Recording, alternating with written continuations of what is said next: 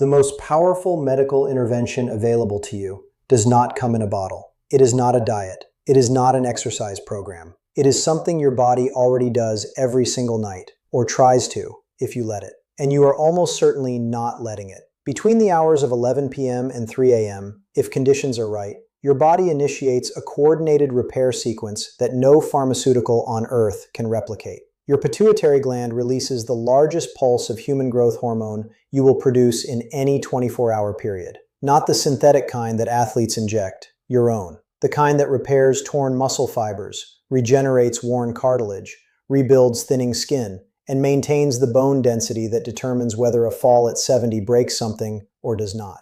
That growth hormone pulse occurs almost exclusively during deep sleep. Miss deep sleep and the pulse does not happen. There is no makeup window. There is no tomorrow's version. You either got it or you did not. At the same time, a system in your brain called the glymphatic system activates. During deep sleep, the spaces between your brain cells expand by roughly 60%. Cerebrospinal fluid rushes through those widened channels and physically flushes out metabolic waste, including beta-amyloid, the protein that accumulates in the brains of Alzheimer's patients. Your brain is literally washing itself, but only during deep sleep, only when you are far enough below consciousness for the system to open. And while your brain is cleaning and your tissues are rebuilding, every cell in your body is running an internal quality control process called autophagy. Damaged proteins, dysfunctional mitochondria, broken cellular machinery, all of it is tagged, disassembled, and recycled.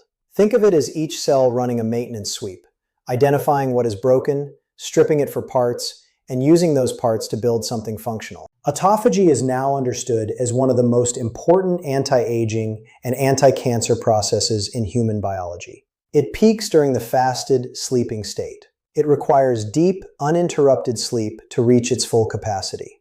Growth hormone release, glymphatic brain clearance, autophagy, 3 systems that repair, clean, and maintain your body at the cellular level. All 3 require the same condition: deep, slow-wave sleep that most adults over 50 are barely getting.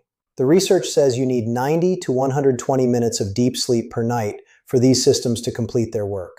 Recent data from wearable sleep trackers across large populations shows the average adult is getting roughly 47 minutes, less than half of what the biology requires. And the deficit is not because people are not spending enough time in bed. It is because what they do in the 30 minutes before they get into bed sabotages the depth of sleep they achieve once they are there. I have been in clinical practice for 15 years. I have run metabolic panels on patients who sleep 8 hours and wake up with the inflammatory markers, the cortisol profiles, and the cognitive fog of someone who slept 4. Their time in bed was adequate. Their time in deep sleep was not. And the difference almost always traced back to what was happening in the final half hour of their evening. What I am going to walk you through is the protocol I give those patients. It is not complicated. It does not require discipline that borders on monastic. It requires 30 minutes and a few specific inputs that set the conditions for your body to do the work it is already designed to do. Subscribe to Dr. Kevin Miles and hit like. There is a lot more coming and you do not want to miss it. The first thing I ask patients to do is stop thinking of bedtime as the moment they get into bed. Bedtime is 30 minutes before that. The transition period between wakefulness and sleep is not dead time. It is a biochemical runway. And what you put into your body and your nervous system during that runway determines the altitude you reach once you are asleep.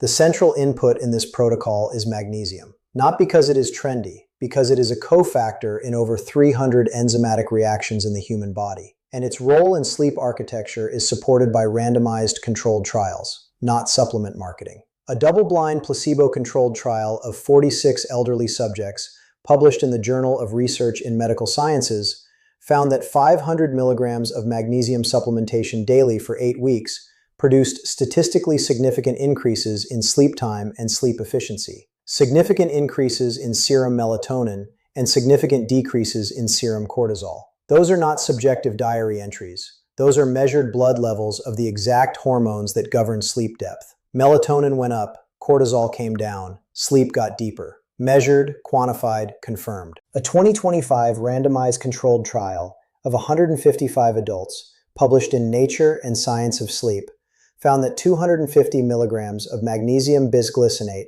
significantly reduced insomnia severity scores within 4 weeks compared to placebo, with the strongest effects in people whose dietary magnesium intake was already low. And here is the number that should concern you. Research consistently estimates that 50 to 80% of adults are not meeting the recommended daily intake for magnesium, the mineral that your GABA receptors need to activate, that your cortisol axis needs to downregulate, that your melatonin synthesis pathway needs to function, is the mineral most people are deficient in. And then they wonder why they cannot sleep deeply. The form of magnesium matters. Magnesium oxide, which is the cheapest and most common form on store shelves, has poor bioavailability. Your body absorbs a fraction of it, and the rest causes loose stools. Magnesium citrate is better absorbed, but still acts primarily as an osmotic laxative at higher doses. Magnesium glycinate, also called magnesium bisglycinate, is the form I recommend for sleep. The glycine amino acid it is bound to has its own independent calming effect on the central nervous system, and the chelated bond allows for high intestinal absorption without the gastrointestinal side effects. Take 200 to 400 milligrams of magnesium glycinate 30 minutes before bed. Dissolve it in warm water if you use a powder form, or take capsules with a small glass of water. This is the anchor of the protocol. Everything else builds on it. The second input is temperature, and this is the one most people resist because it contradicts what feels comfortable. Your body's core temperature needs to drop by approximately 1 to 1.5 degrees Celsius to initiate and maintain deep sleep. This is not optional physiology. The hypothalamus uses core temperature decline as a primary signal to shift you from light sleep into the slow wave stages where growth hormone is released and glymphatic clearance activates. When your bedroom is warm, when you are under heavy blankets, when you have been in a heated environment right up until the moment you close your eyes, your core temperature stays elevated. You fall asleep because you are tired enough, but you cycle through shallow stages. You never reach the deep, slow wave phase for long enough. Your growth hormone pulse is blunted. Your brain does not clean properly. You wake up unrested.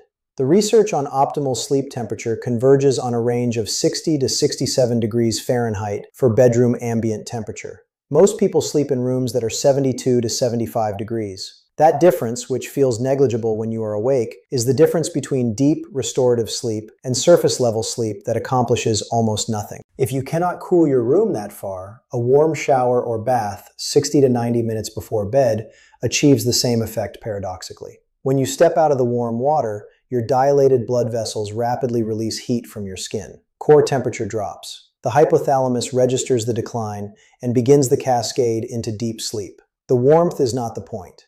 The cooling that follows the warmth is the point. The third input is what you stop putting in, and this is where I lose some people, but the physiology is not negotiable. Eating a large meal within 2 hours of sleep keeps your digestive system active during the period when your body should be shifting into repair mode. Insulin is elevated, blood glucose is elevated. Autophagy, which is suppressed by insulin signaling and activated during fasting states, cannot engage. The cellular maintenance sweep that should be running all night is delayed or diminished because your metabolic system is still processing dinner. This does not mean you go to bed hungry. A small protein-rich snack 2 to 3 hours before bed is fine. What matters is that by the time you lie down, active digestion has completed, insulin has returned to baseline, and the fasting state signaling that triggers autophagy is free to initiate. Alcohol is the other input I need to address directly. I have patients who tell me a glass of wine helps them sleep, and I understand why they believe that, because alcohol is a sedative. It does help you lose consciousness faster, but the research on alcohol and sleep architecture is unambiguous. Alcohol suppresses REM sleep and fragments deep sleep. It disrupts the growth hormone pulse. It impairs glymphatic clearance. It elevates cortisol in the second half of the night, producing the 3 a.m. wakefulness that people attribute to stress or age or a full bladder. A person who drinks a glass of wine and sleeps 8 hours gets less restorative sleep than a person who drinks nothing and sleeps 6 hours. The sedation is real, the restoration is not. The fourth input is the one that connects all of this to your nervous system, and it is the simplest one. Your autonomic nervous system has 2 branches. The sympathetic branch, which is your alert, activated, fight or flight state, and the parasympathetic branch, which is your rest, repair, and recovery state. Deep sleep requires parasympathetic dominance. Growth hormone release requires it. Glymphatic clearance requires it. Autophagy requires it. Every repair system we have discussed depends on your nervous system being in its recovery mode. Most people arrive at their pillow still in sympathetic activation. They were working until 9 p.m. They were watching stressful content. They were scrolling through news that triggered cortisol. They were having a difficult conversation with a family member. They were planning tomorrow. Their body is in bed. Their nervous system is still at war. 5 minutes of slow diaphragmatic breathing in bed,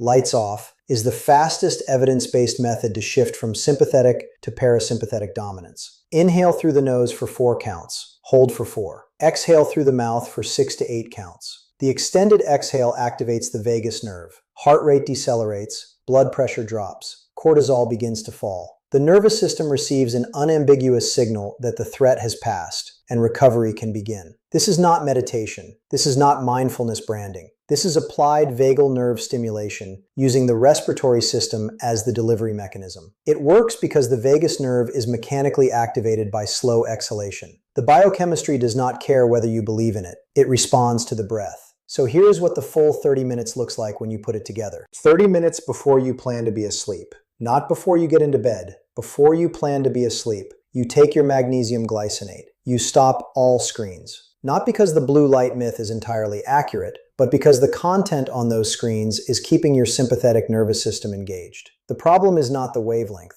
The problem is the cortisol. You dim the lights in whatever room you are in. You let your bedroom cool. If you showered, you did it 60 to 90 minutes ago, and your core temperature is now on its declining curve. You have not eaten a significant meal in at least 2 hours. You have not consumed alcohol. You get into bed, you close your eyes, you breathe. 4 in, 4 hold, 6 to 8 out. 5 minutes, possibly less. Because most patients tell me they do not make it through the full 5 minutes before they are asleep. Their body was ready. They just needed to stop fighting it. What happens after that is not up to you. It is up to your biology. And your biology, when the conditions are right, runs a repair program more sophisticated than anything medical science can currently offer from the outside. Growth hormone floods your tissues. Your brain flushes its waste. Your cells clean their internal machinery. Your immune system recalibrates. Inflammatory markers drop.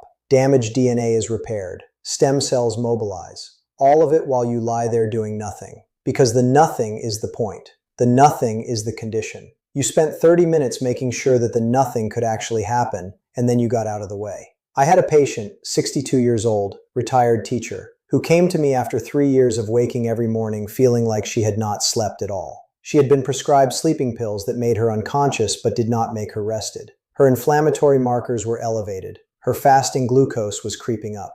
Her cognition was declining in ways her neurologist could measure but not explain. Her sleep tracker showed she was getting 30 minutes of deep sleep per night. 30. We changed nothing about her life except what happened in the last 30 minutes of her evening. Magnesium glycinate at 300 milligrams. Bedroom temperature dropped to 65 degrees. No food after 7 p.m. No screens after 9 p.m. 5 minutes of breathing in bed. At her 8-week follow-up, her deep sleep had increased to 85 minutes per night. Her C-reactive protein had dropped from 4.1 to 1.8. Her fasting glucose had normalized. She told me she felt like someone had given her brain back. Nobody gave her brain back. Her brain was always there. It just had not been able to clean itself in 3 years. 30 minutes, every evening. Not perfection, not monastic discipline. Just a consistent runway that lets the biology do what it was built to do. That is the protocol. That is what I give patients. That is what the research supports. You will not feel a dramatic shift on night 1. You might on night 3. By week 2, if you are consistent, the difference in how you feel in the first hour after waking will tell you everything you need to know about what was happening or not happening during the years before you started. Subscribe to Dr. Kevin Miles and hit like. There is a lot more coming.